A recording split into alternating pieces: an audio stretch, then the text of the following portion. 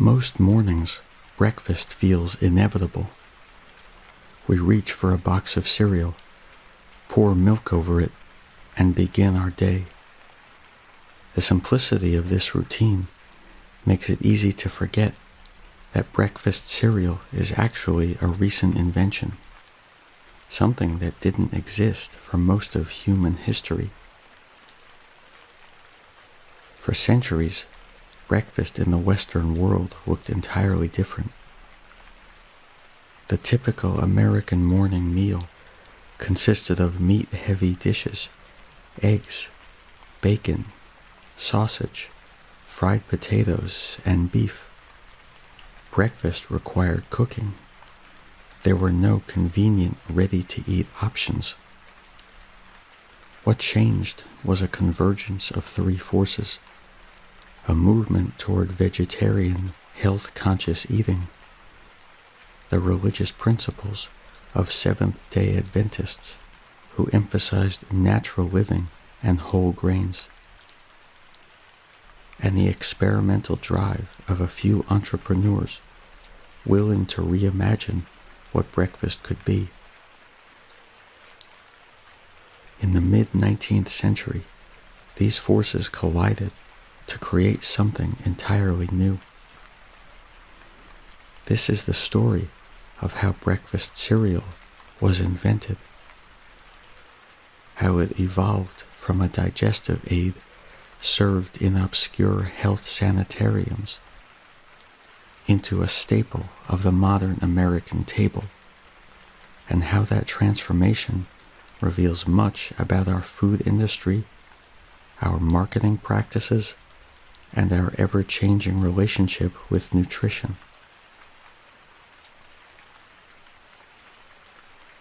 To understand why breakfast cereal was invented, we first need to understand what breakfast was, and what people believed about food and the human body. For thousands of years, humans have eaten grain-based breakfasts in some form. In China, around 2500 BC, people were eating congee, a warm rice porridge that remained the foundation of breakfast across Asia for millennia. Across Europe, porridge made from oats, barley, or wheat served as a staple morning meal, particularly in colder climates where these grains thrived. In Scotland especially, oats became so central to survival that by the 1400s they appeared in nearly every form of food. Porridge, bannock bread, oat cakes, and even haggis. Yet despite this ancient history, there was a significant problem with porridge. It required cooking. You had to heat water, wait for the grain to soften, and tend to the pot. This was fine when breakfast was prepared in a communal kitchen, or when someone's sole job was managing the household meals. But in 19th century America, things were different. The typical American breakfast of the 1800s was lavish and heavy, a legacy of British tradition meant to fortify workers for demanding physical labor. It often consisted of eggs, bacon, sausage, beef, chicken, fried potatoes, biscuits, toast, butter, and/or jam. Breakfast was a cooked meal, a production, something that required time and effort. For working people, it made sense. This food would sustain them through hours in fields, factories, and homes. But by the mid-19th century, something else was happening in America. A quiet revolution in how people thought about food and health. A growing movement of health reformers, vegetarians, and religious communities began to reject the standard diet. They believed that meat was unhealthy, that alcohol and tobacco should be avoided, and that the body could be healed through proper nutrition and natural living. These weren't fringe believers. They were influential people with followings, sanatoriums, and publishing houses. And among them was a doctor, James Caleb Jackson, who would change breakfast forever. Jackson was born in 1811 in a small town in upstate New York called Manlius. By all accounts, he was a man of conviction and principle. He was an active abolitionist and a supporter of women's rights at a time when such positions were considered radical. He was also a true believer in what was called the water cure or hydropathy, a medical philosophy that had become fashionable among health reformers in the 19th century.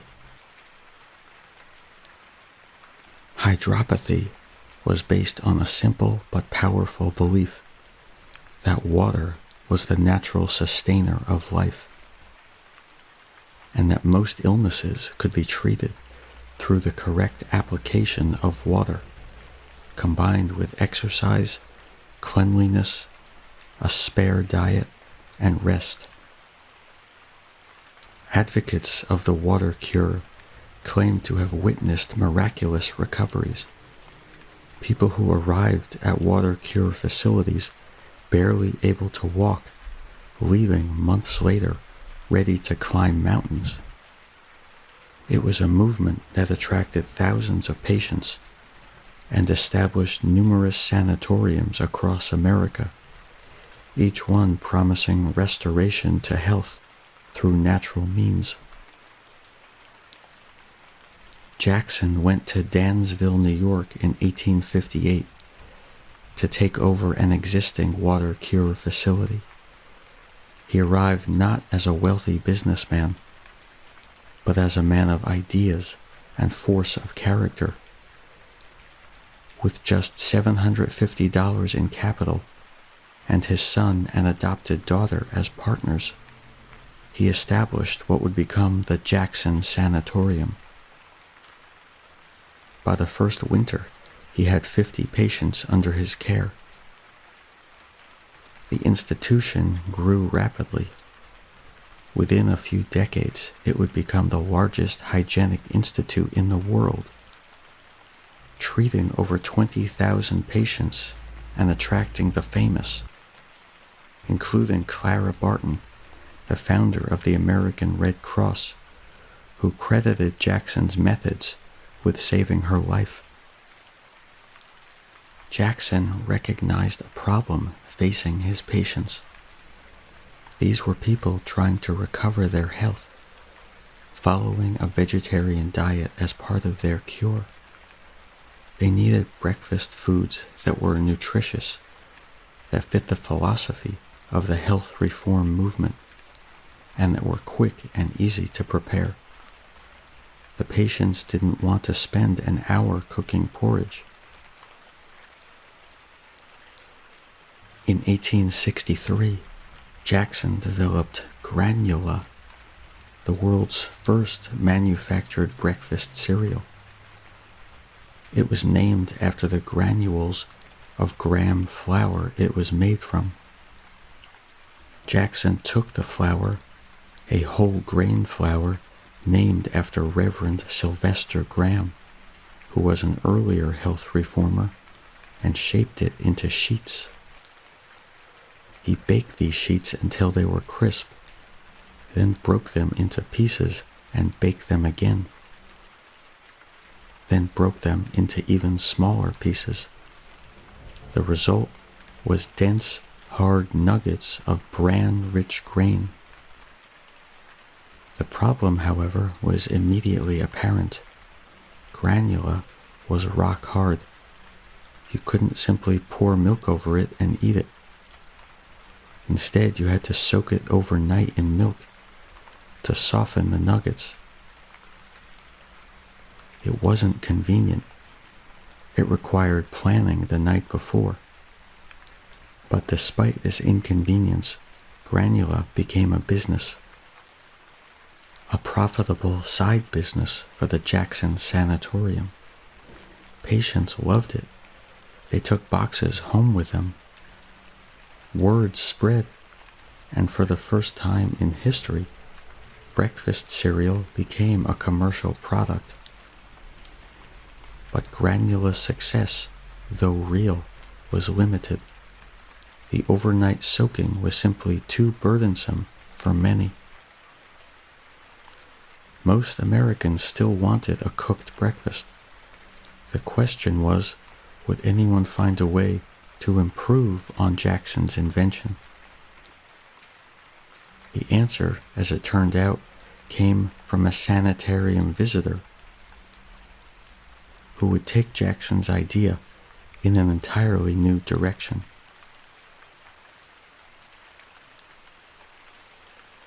While James Caleb Jackson was perfecting granula in New York, something else was happening hundreds of miles away in Ohio, something that would prove far more commercially successful than granula ever became. In 1851, a young German immigrant named Ferdinand Schumacher arrived in Akron, Ohio, at the age of 28. He was a man with a practical skill and a memory. Back in Germany, where he had apprenticed in the grocery business, he had learned how to make oatmeal using traditional milling technology. He had also seen oatmeal thriving as a breakfast food across Europe. In Germany, Ireland, Scotland, and beyond, people knew that oat porridge was nutritious, affordable, and filling. When Schumacher arrived in Ohio and opened a small grocery store, he thought, why not sell oatmeal here? It had worked in Europe. Surely it would work in America. He was wrong. Americans didn't want oatmeal.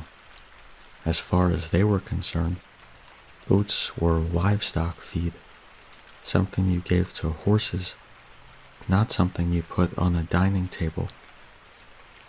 Schumacher tried for 3 years to sell ground oats to his neighbors. No one bought them. But Schumacher was stubborn. In 1854, instead of giving up, he invented a machine to chop oats into small 1-ounce cubes. He packed these cubes into glass jars and began selling them. These were the first chopped oats sold in America. They were more convenient than traditional oat groats because they could be prepared in just a few minutes instead of an hour or more. The public's response was surprising. The cubed oats caught on. People began to buy them. Emboldened, in 1856, Schumacher purchased an old factory along the Ohio Canal, installed machinery that could process 20 large wooden barrels of oats per day, and founded the German Mills American Oatmeal Company, the nation's first commercial oatmeal manufacturer. Schumacher then made another crucial innovation. He discovered a way to process oats using rollers to flatten them into flakes, which are now called rolled oats or old-fashioned oats. These flaked oats were revolutionary because they cooked even faster than chopped oats and could achieve a creamier texture. Rolled oats became a bestseller, and soon they were making their way to breakfast bowls across America. Then came the Civil War. The Union Army needed cheap, easy-to-prepare food for thousands of soldiers and for their horses. The army turned to Schumacher to supply oatmeal. This wartime demand exploded his business. Combined with the canal and railroad networks near his mill, which allowed him to reach customers across the country, Schumacher's oatmeal operation became a massive success. But Schumacher's most important decision wasn't about the product at all. It was about branding. Sometime in the 1870s, a competitor's mill, the Quaker Mill in Ravenna, Ohio, had begun placing an image of a man dressed in Quaker garb on their oatmeal boxes. The Quaker symbol was chosen to represent plain honesty and reliability, qualities the manufacturers believed their product embodied. In 1877, this image became the first registered trademark for a breakfast cereal with the U.S. Patent Office. The genius of this branding cannot be overstated. The Quaker, a simple, trustworthy figure looking straight ahead, gave consumers confidence. It promised that this product was pure, wholesome, and reliable. It transformed oatmeal from a generic commodity into a branded good. It was the beginning of modern food marketing. By the 1880s, the oatmeal business had become intensely competitive. Multiple mills were fighting for market share. Henry Parsons Crowell bought the Quaker Mill and brand name in 1881 and immediately launched the first national magazine advertising campaign for a breakfast cereal.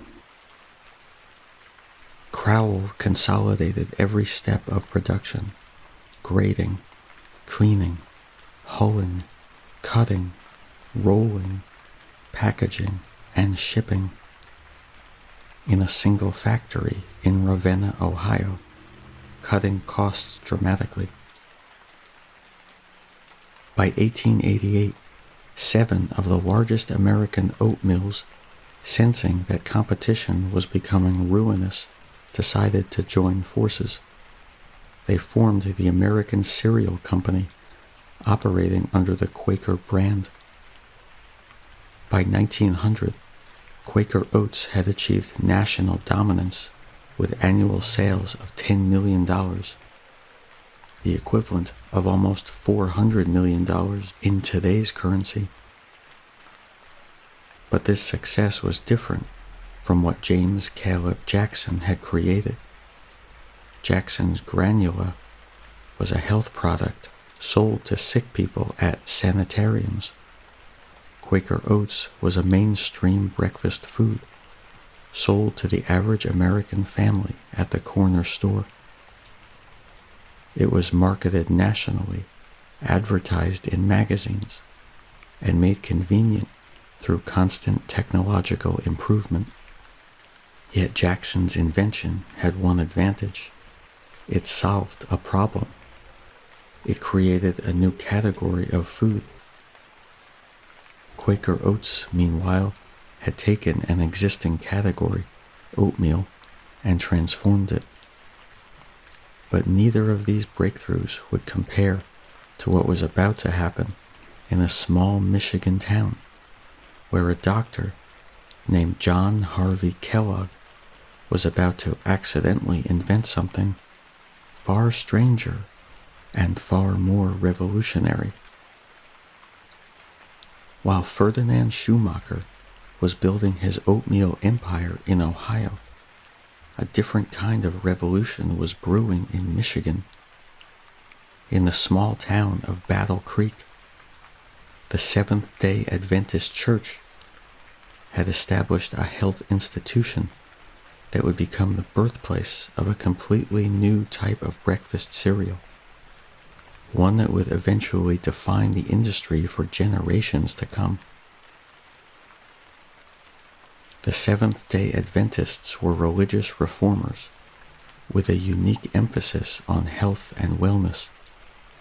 As early as 1863, Ellen White, a co-founder of the denomination, had a vision about the importance of healthful living, and she began teaching that the body and spirit were intimately connected.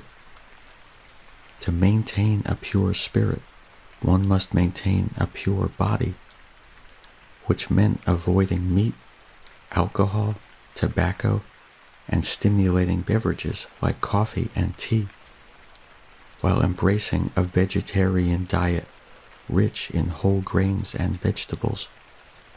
This was not merely spiritual advice, it was a comprehensive health philosophy. In 1866, following these principles, her church established the Western Health Reform Institute in Battle Creek. By the 1870s, it had become one of the most prominent health sanatoriums in the country, drawing patients from across America seeking to heal their bodies through natural methods. Among the young doctors at this institution was John Harvey Kellogg. Born in 1852, Kellogg was ambitious, brilliant, and utterly devoted to the health reform movement.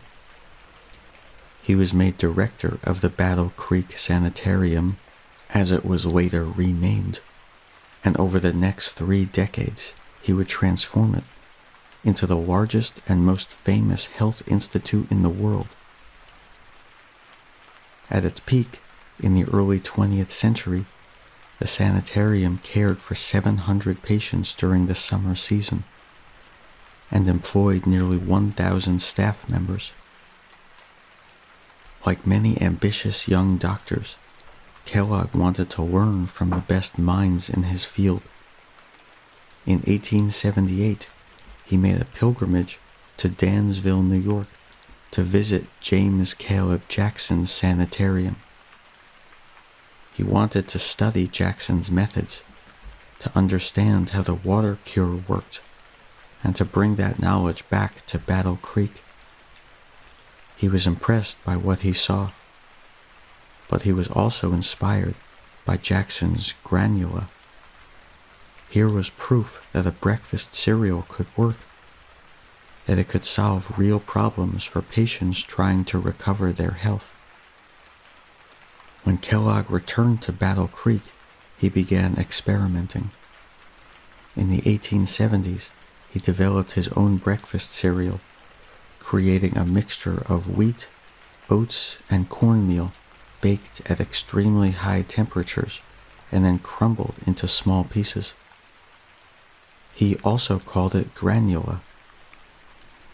This immediately created a legal problem.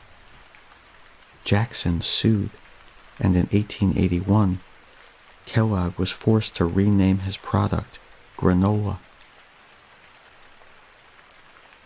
But Kellogg's granola suffered from the same problem as Jackson's original granula. It was hard and required overnight soaking in milk. It worked fine for sanitarium patients who had time and were motivated by health concerns, but it had limited appeal beyond that market. Then something happened that would change breakfast forever. Around 1894, Kellogg and his team, which included his wife, Ella Eaton Kellogg, a trained dietitian, and his younger brother, Will, were experimenting with a new type of dough made from wheat. According to the most commonly repeated account, a batch of this dough was left out longer than it should have been. Rather than discarding it, they decided to run it through the rollers they had developed to flatten dough. To their surprise, instead of producing a dense loaf, it produced delicate, thin flakes. When they baked these flakes, something miraculous happened. They became crispy, light, and ready to eat. No overnight soaking, no cooking. Just add milk and eat. This was an accident, but a providential one. Kellogg had discovered what would become a fundamental technique in the breakfast cereal industry: the art of tempering dough to create flakes. In 1895, the brothers began marketing this creation under the name Granos, and it became a success. Sanitarium patients loved it. Former patients ordered boxes from home. But Kellogg was not satisfied with wheat. He and his team continued experimenting with different grains. In 1898, they introduced their first batch of Sanitas toasted cornflakes. Cornflakes baked at high temperatures until they were golden and crispy. A modified version with a longer shelf life was released in 1902. Cornflakes were lighter, crispier, and less bitter than wheat flakes. They were easier to produce at scale, and they tasted better. Yet there remained one crucial difference between John Harvey Kellogg's vision for cereal and what would eventually dominate the market. Kellogg was a health reformer. He believed that cereal was medicine. Food meant to heal and sustain the body without artificial additions. When his younger brother Will suggested adding sugar to the cornflakes to make them sweeter, John refused. Sugar was a stimulant, a processed food, something that violated everything the health reform movement stood for. This disagreement would eventually tear the brothers apart. But before that conflict erupted, another development was unfolding in the aptly named Battle Creek, one that would show that sugar-sweetened cereal might be the future. In 1891, a 37-year-old man named Charles William Post arrived at the Battle Creek Sanitarium as a patient.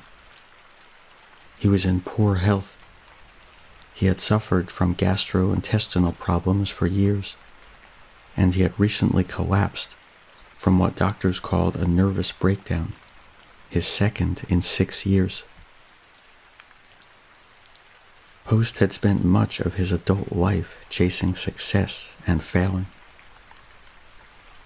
Born in Springfield, Illinois in 1854, he had worked as a traveling salesman for agricultural equipment, invented various items including suspenders that adjusted to a person's movement, and attempted a real estate project in Texas. None of these ventures had succeeded. By the time he arrived in Battle Creek, he was financially desperate and emotionally exhausted. The cost of treatment at the Battle Creek Sanitarium was about $60 per month, the equivalent of over $1,700 in today's money. Post couldn't afford it. But Dr. John Harvey Kellogg, ever the idealist, didn't turn him away. Instead, Post was given the option to work in the sanitarium's kitchen to cover the cost of his care.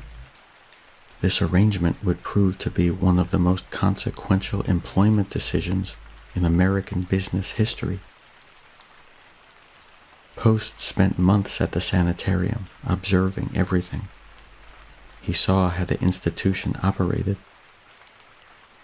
He ate the grain-based vegetarian diet that patients were fed. He watched cereal being prepared and served. He noticed what patients liked and what they didn't. And perhaps most importantly, he came to believe, genuinely and deeply, that coffee was poisoning him, and that grain-based foods could heal the body. When Post eventually left the sanitarium, he remained in Battle Creek. With $78 in capital, he rented an old barn and began experimenting. His first product was not cereal.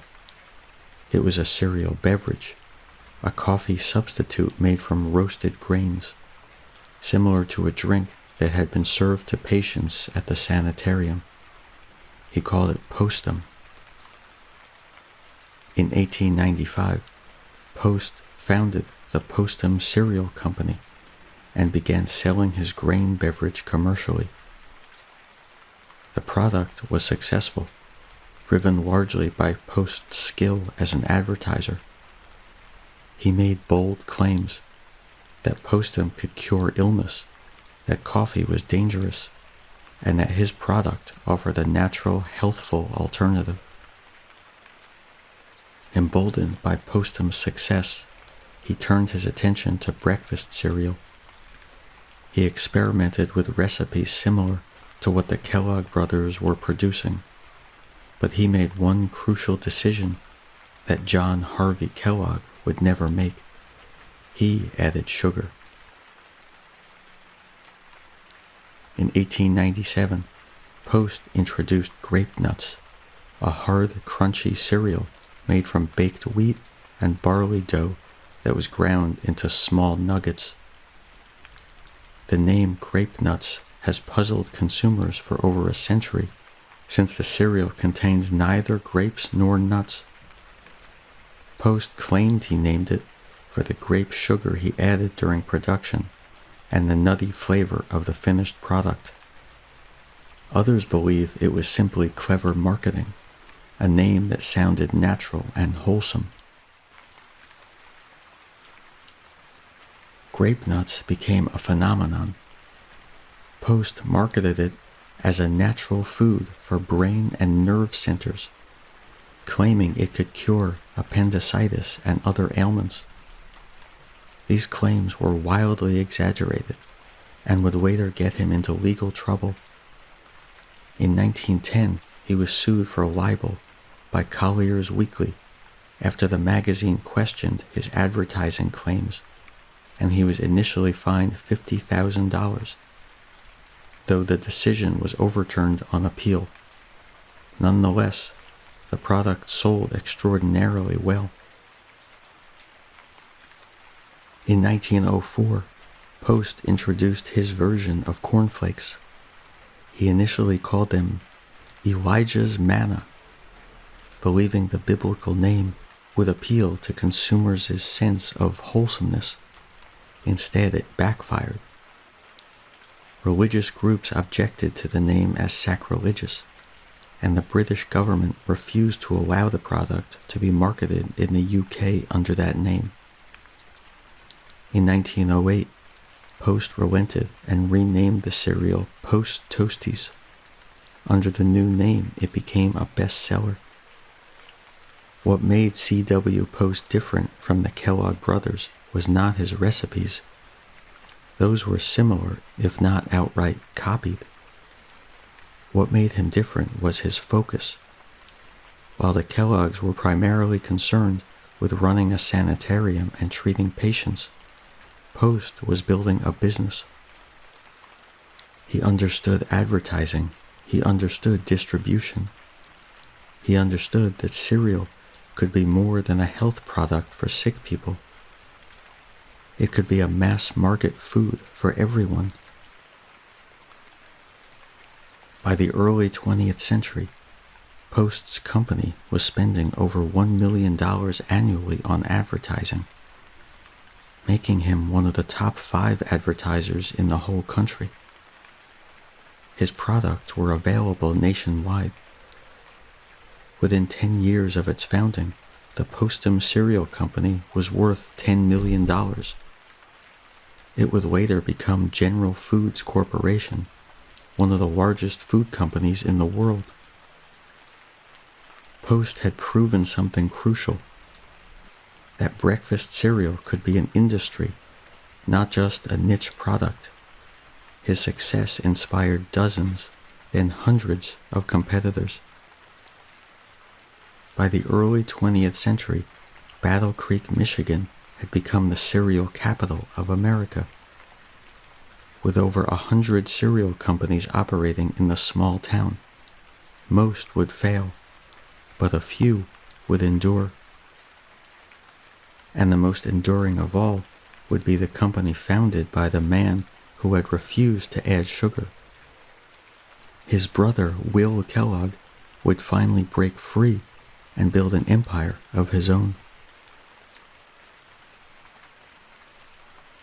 The relationship between John Kellogg and his younger brother Will was complicated from the start. Will Kellogg, born in 1860, had spent most of his adult life working in his older brother's shadow.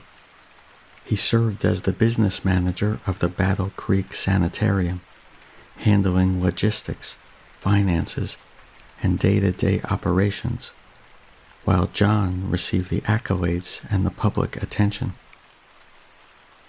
But Will had something his brother didn't: a businessman's instinct. He understood that cereal could be more than a health food for sanitarium patients. He saw what C.W. Post was accomplishing just down the road, marketing cereal to the general public, adding sugar, making it taste good rather than merely nutritious, and he believed cornflakes could be even bigger. The brothers disagreed fundamentally about the future of their product. John insisted that cereal remain pure, unsweetened, and marketed primarily as a digestive aid. Will wanted to add sugar, advertise nationally, and sell cornflakes as a convenient, tasty breakfast food for everyone. In 1906, at the age of 46, Will made a decision that would define the rest of his life. He broke away from his brother, bought the rights to the cornflakes formula, and founded the Battle Creek Toasted Cornflake Company. He hired 44 employees and began production. Will's instincts proved correct almost immediately. He added sugar to the cornflakes, making them sweeter and more palatable to the average American family. He invested heavily in advertising, understanding that the cereal market was becoming crowded and that branding would be crucial. And he made one decision that would become iconic. He began signing his name, W.K. Kellogg, on every package, transforming his signature into a trademark that consumers could trust. The growth was explosive. By 1909, just 3 years after founding the company, Kellogg's was producing 120,000 cases of cornflakes per day. Within a few years, the company had sold over 100,000 pounds of cereal in a single year. By 1930, Kellogg's controlled 40% of the American ready-to-eat cereal market, with 9 plants operating nationwide and an expanding international presence. But Will Kellogg didn't stop at cornflakes. In 1915, the company introduced Bran Flakes, the first high-fiber cereal marketed specifically for digestive health. All Bran followed in 1916, and in 1923, Kellogg's became the first food company in America to hire a full-time dietitian, Mary Barber, establishing a home economics department dedicated to nutritional research and education. Kellogg's also pioneered marketing innovations that would become standard across the industry. The company introduced the first in-box prize in the early 1900s.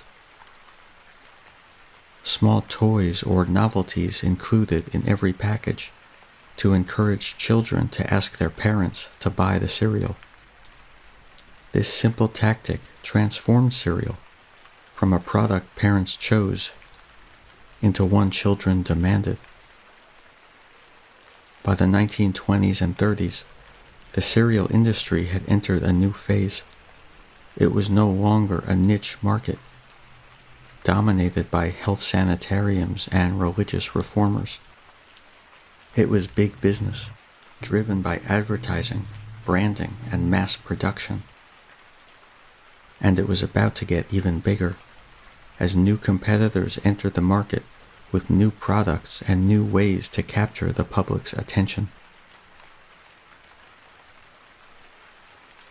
By the 1920s, the breakfast cereal industry had completely transformed from its origins. What had begun as a health product for sanitariums had become a mass market business competing fiercely for shelf space in grocery stores across America. The key to victory was no longer nutritional claims or health reformers' endorsements. It was advertising. And more specifically, advertising that could reach millions of people through the newest communication medium, radio. Will Kellogg understood this better than anyone. In the 20s, Kellogg spent vast sums on advertising campaigns that made the company's hometown of Battle Creek, Michigan, synonymous with breakfast itself. The company pioneered marketing innovations that would seem quaint today, but were revolutionary then. Mail-in promotions where children could clip box tops from cereal packages and mail them in to receive toys or dolls, turning every box into an advertisement for the next purchase. But the true turning point came with a new product and a new marketing approach. In 1928, Kellogg's introduced Rice Krispies, a cereal made from puffed rice, created using an innovative steam pressure method developed by Alexander P. Anderson. The product had one distinctive feature that no other cereal possessed. When milk was poured over it, the cereal made a distinctive crackling sound. Rather than ignoring this quirk, Kellogg's decided to celebrate it. The company created 3 cartoonish gnome-like characters, Snap, Crackle, and Pop, designed to embody the sounds the cereal made. These mascots appeared on boxes, in print advertisements, and when radio became ubiquitous in American homes, their voices became part of the audio landscape. From a marketing perspective, this was brilliant. Children heard these characters on the radio. They saw them on cereal boxes at the grocery store. They begged their parents to buy Rice Krispies. And once at home, they experienced the magic themselves. The cereal actually did crackle and pop, just as the characters had promised. The product delivered on its advertisement. For the first time, breakfast cereal had transcended being merely a food product. It had become entertainment.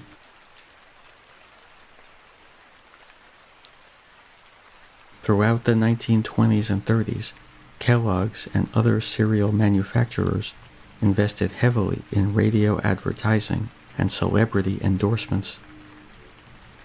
The company sponsored radio shows like Rin Tin Tin and Sergeant Preston of the Yukon, programs that children listened to religiously and that made cereal companies household names.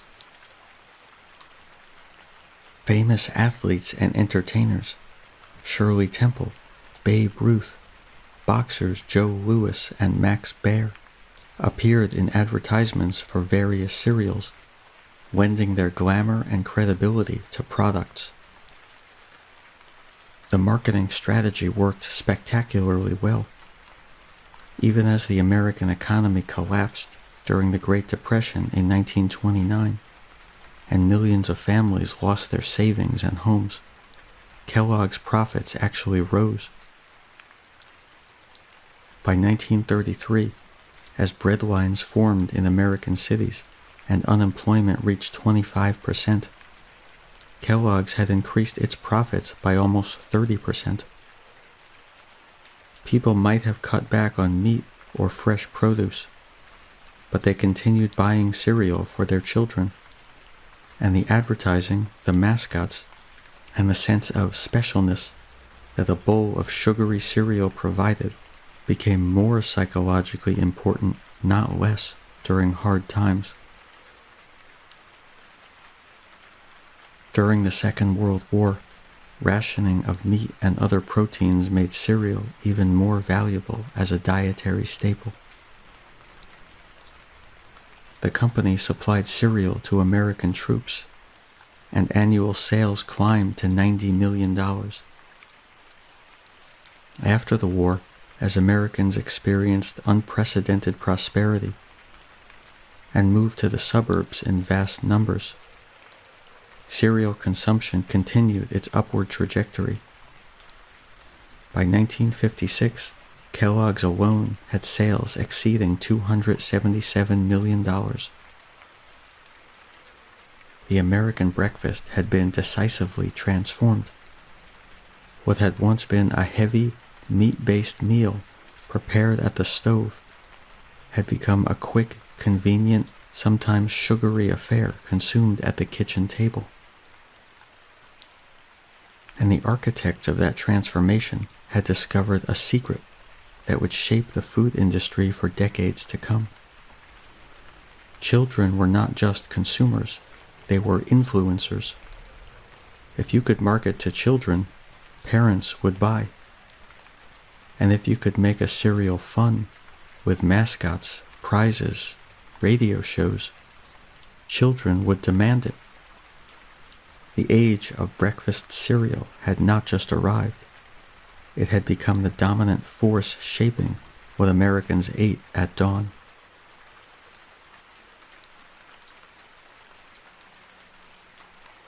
Throughout the 1960s and 70s, breakfast cereal marketing entered a new phase driven entirely by entertainment and memorable characters.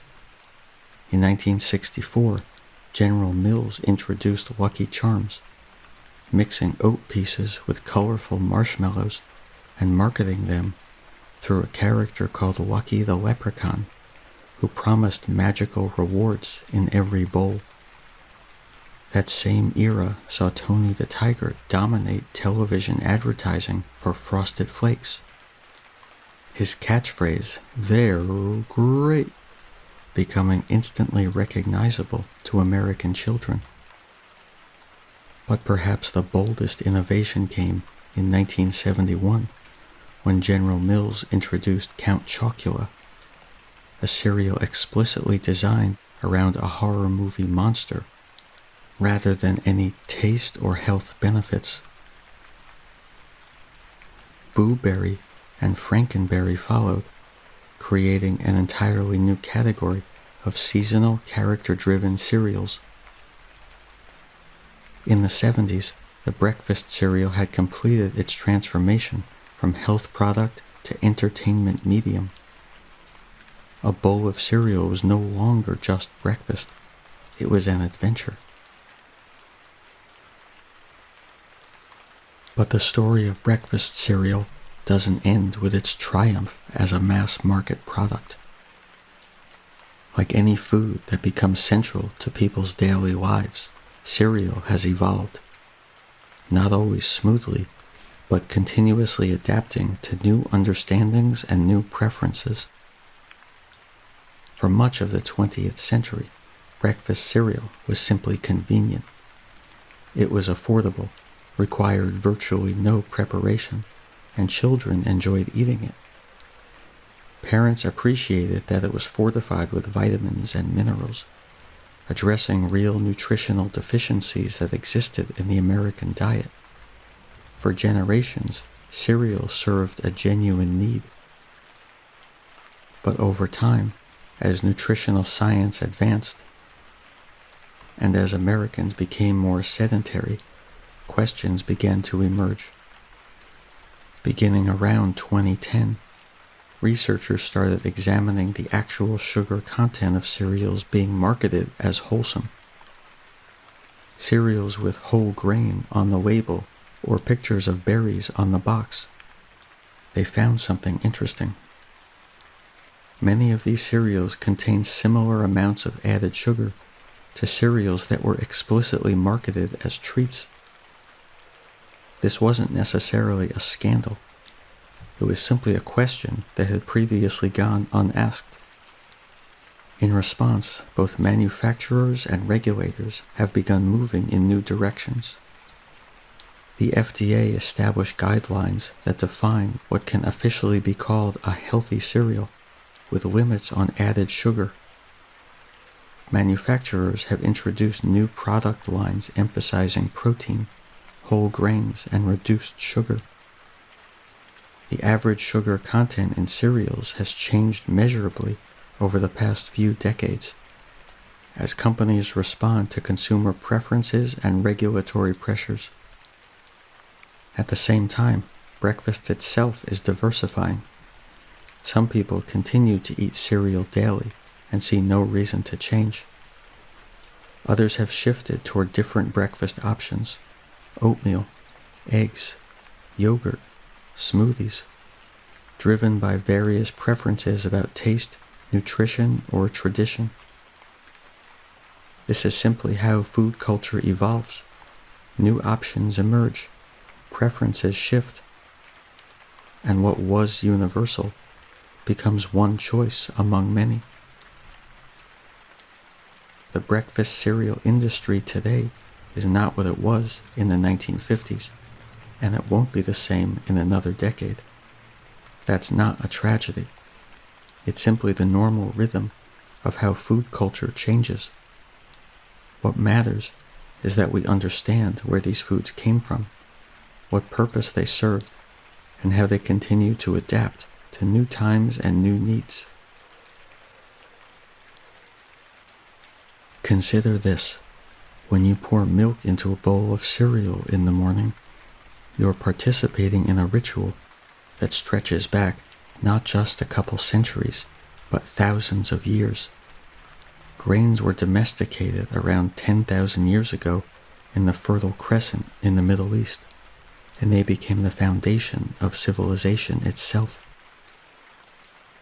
Ancient peoples revered grains as sacred. They built their societies on them.